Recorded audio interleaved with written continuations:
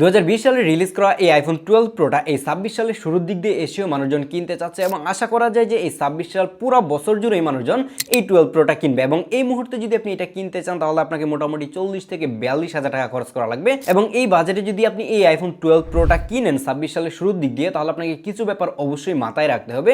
যদি এই ব্যাপারগুলো আপনি না জেনে বুঝে কিনে ফেলেন তাহলে কিন্তু আপনি মোটামুটি একটা ধরা খাবেন বলতে পারেন, যার কারণে আপনি এই রিভিউটা সম্পূর্ণ দেখার পরেই ডিসিশন নেবেন যে আসলে এই 12 প্রোটা এই 26 সালের শুরুর দিক দিয়ে এসে আপনার জন্য কতটা পারফেক্ট এবং আপনি এটা আসলে কিনতে চান কিনা। কিন্তু আপনি এই আইফোন কিনেন আর নাই কিনেন, আপনার যদি আমার মাথার এই ক্যাপটা পছন্দ হয়ে থাকে তাহলে চাইলে কিন্তু আপনি নগর শিল্প থেকে এটা অর্ডার করতে পারেন। আমি নগর শিল্প থেকে এটা অর্ডার করেছিলাম এবং তারা যে প্রাইসে এটা সেল করতেছে সেই প্রাইস অনুযায়ী এটার ডিজাইন এবং এটার যে ফ্যাব্রিক কোয়ালিটি রয়েছে ওভারঅল আমার কাছে ভালোই লেগেছে। নগর শিল্পর ওয়েবসাইট এবং ফেসবুক পেজের লিঙ্কটা আমি ভিডিও নিচে ডেসক্রিপশনে অ্যাড করে রাখবো। আপনি যদি তাদের কাছ থেকে কোনো ক্যাপ পারচেস করেন এবং সেই সময়ে টেক জাফর 15 কুপন কোডটি ইউজ করেন তাহলে কিন্তু আপনি ইনস্ট্যান্ট 15% ডিসকাউন্ট পেয়ে যাবেন, যার কারণে ক্যাপ কেনার সময় অবশ্যই নগর শিল্পর ওয়েবসাইটটি একবার ভিজিট করে আসবেন। এনিওয়ে, কথা বলা যাক এই আইফোন 12 প্রো কে নিয়ে। আপনি যদি এই আইফোন 12 প্রো কে আইফোন 16 প্রো এর সাথে সাইড বাই সাইড রাখেন, যারা আইফোন সম্পর্কে খুব ভালো না বুঝে তারা দেখে ডিফারেন্সটা খুব বেশি একটা ধরতে পারবে না এবং আইফোনের স্পেশালিটিটা কিন্তু এটাই যে তারা ডিজাইনে খুব বেশি একটা চেঞ্জেস কিন্তু আনে না।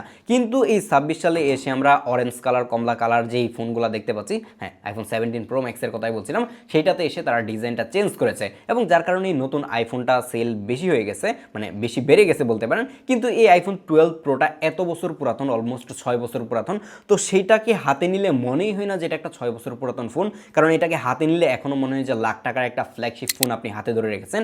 এর কারণ হচ্ছে এর যে ফ্রেমটা রয়েছে সেটা হচ্ছে স্টেইনলেস স্টিলের ফ্রেম এবং এর ব্যাক সাইডে গ্লাস ইউজ করা হচ্ছে, যেগুলো খুবই শক্তপোক্ত, খুবই ডিউরেবল একটা ফোন। আপনি যদি এখনও মার্কেটে কিনতে যান দেখবেন যে একদম ফ্রেশ কন্ডিশনের স্মার্টফোন পাওয়া যাচ্ছে, বাট খুব বেশি ফ্রেশ কন্ডিশনের আইফোন 12 প্রো যদি আপনি এই মুহূর্তে কিনতে চান কিংবা কেনার প্ল্যান করে থাকেন তাহলে আপনি যোগাযোগ করতে পারেন হচ্ছে গ্যাজেটম্যানের সাথে, কারণ গ্যাজেটম্যানের কাছে হচ্ছে এই ধরনের ফ্রেশ কন্ডিশনের আইফোন 12 প্রো এখনও পাওয়া যায়। বাট যারা হচ্ছে যে 100% কিংবা 95% ব্যাটারি হেলথওয়ালা কোনো আইফোন 12 প্রো এই মুহূর্তে কিনতে চান তারা ভাই ধরা খাবেন, কারণ হচ্ছে এত পুরাতন ফোনের মধ্যে এত বেশি ব্যাটারি হেলথ থাকার কোনো কথাই না। যার কারণে গ্যাজেটম্যানের সকল কিছু ডিটেল আমি ভিডিও নিচে ডেসক্রিপশনে অ্যাড করে রাখবো।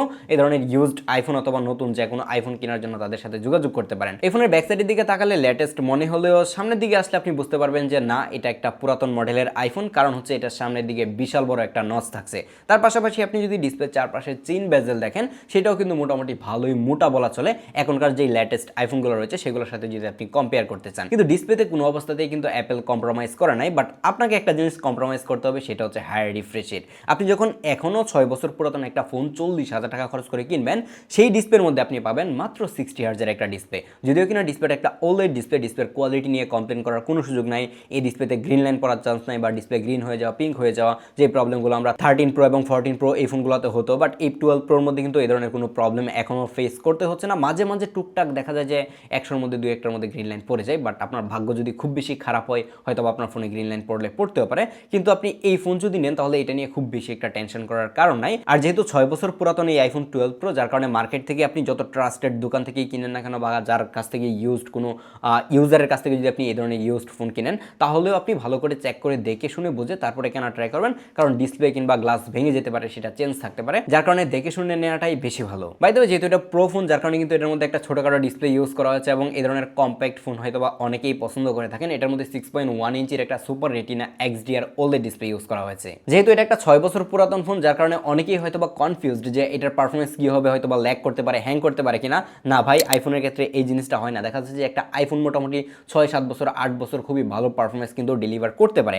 এই জায়গায় কিন্তু প্রসেসর হিসেবে ইউজ করা হয়েছিল অ্যাপেলের F14 বাইনিক যে চিপটা রয়েছে 5 ন্যানোমিটারের চিপ, সেই চিপটা, এবং স্টিল নাও 2026 সালের শুরুর দিক দিয়ে এসে এই ফোনটা iOS 26.2-তে রান করতেছে এবং এটা এখনো বাটার স্মুথলি চলতেছে। আপনি যদি এর আগে হায়ার রিফ্রেশ রেটওয়ালা কোনো ডিসপ্লে ইউজ করে থাকেন তাহলে প্রথম অবস্থায় এই ফোনটাতে আসলে মনে হবে যে ফোনটা ল্যাগ করতেছে, হ্যাং করতেছে, কিন্তু না, এটা ডিসপ্লেটা 60 হার্জের কারণে একটু এরকম মনে হয়, বাট আপনি কোনো অবস্থাতেই কোনো জায়গায় ল্যাগ হ্যাং দেখবেন না। কিন্তু যারা হার্ডকোর হেভি গেমার রয়েছেন তারা হয়তো এটার মধ্যে ল্যাগ দেখতে পাবেন কিংবা ওভারহিটের যে প্রবলেমটা সেটা ফেস করতে পারেন, বাট এই শীতের দিনে খুব বেশি একটা ওভারহিট হতেও কিন্তু আমি দেখি নাই।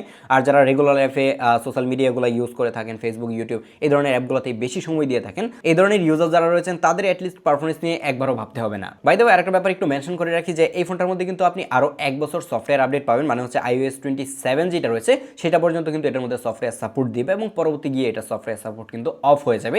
এই ব্যাপারটা অবশ্যই মাথায় রাখবেন। যারা এই ধরনের ধরনের ইউজড আইফোন কিনে অ্যাটলিস্ট 5-6 বছর পুরাতন আইফোন, তো এই ধরনের আইফোনের ক্ষেত্রে দেখা যায় যে ম্যাক্সিমাম মানুষজনই আইফোনের ক্যামেরার জন্যই কিনে থাকে। আর এর ব্যাক সাইডে কিন্তু ট্রিপল ক্যামেরা সেট আপ রয়েছে এবং প্রত্যেকটা ক্যামেরায় কিন্তু 12 মেগাপিক্সেলের এবং তার পাশে একটা 2x এর টেলিফোটো লেন্স থাকছে, যার কারণে এটা দিয়ে পোর্ট্রেট ফটোগ্রাফির এক্সপিরিয়েন্সটা কিন্তু প্রো ফোন হিসেবে অনেক বেটার। আপনি যদি এই প্রাইস রেঞ্জে আইফোন 13 কিনেন, মানে বেস ভেরিয়েন্ট আইফোন 13, সেটার মধ্যে দুইটা ক্যামেরা ইউজ করা হয়েছে, কোনো অবস্থাতেই কোনো টেলিফোটো লেন্স নাই, যার কারণে দেখা যাচ্ছে যে ওই ফোন থেকেই কিন্তু এইটা দিয়ে যখন আপনি পোর্ট্রেট ফটোগ্রাফি করবেন তখন কিন্তু বেটার পোর্ট্রেট ফটোগ্রাফি করতে পারবেন। এবং অ্যাপেল প্রথমবারের মতো তারা এটার মধ্যে হচ্ছে যে লাইডার সেন্সর ইউজ করেছে, যার কারণে কিন্তু পোর্ট্রেটের যে এজ ডিটেকশন সেটা কিন্তু অনেকটাই বেটার হয়েছে। নর্মাল মোডে যখন এর প্রত্যেকটা লেন্স দিয়ে পিকচার তুলবেন দেখেন যে পিকচারগুলো খুবই শার্প এবং ডিটেল মনে হচ্ছে, বাট যখন একটু জুম করা যায় তখন মনে হয় যে হ্যাঁ ডিটেলের একটু ঘাটতি রয়েছে, যেহেতু এটা 12 মেগাপিক্সেলের একটা সেন্সর, যার কারণে খুব বেশি একটা ডিটেল কিন্তু ক্যাপচার করতে পারে না। বাট এটার কালার এবং শার্পনেস নিয়ে কমপ্লেন করার কোনো সুযোগ নাই। আর অ্যাপেলের ডাইনামিক রেঞ্জ কিন্তু বরাবরই অনেক ভালো হয়ে থাকে এবং এইটার ডাইনামিক রেঞ্জও কিন্তু অনেক ভালো ছিল। 40,000 টাকা বাজেট অনুযায়ী এইটার ক্যামেরাকে আমি এখনও বলবো যে ঠিকঠাক রয়েছে, কারণ এখন অফিসিয়াল মার্কেটে যেই পরিমাণের স্ক্যামিং হচ্ছে দেখা যাচ্ছে যে 40-50 হাজার টাকা দামের ফোনের ক্যামেরা দেখলে মনে হয় যে ভাই আমি 15,000 টাকা দামের ফোন ইউজ করতেছি, এরকম একটা অবস্থা।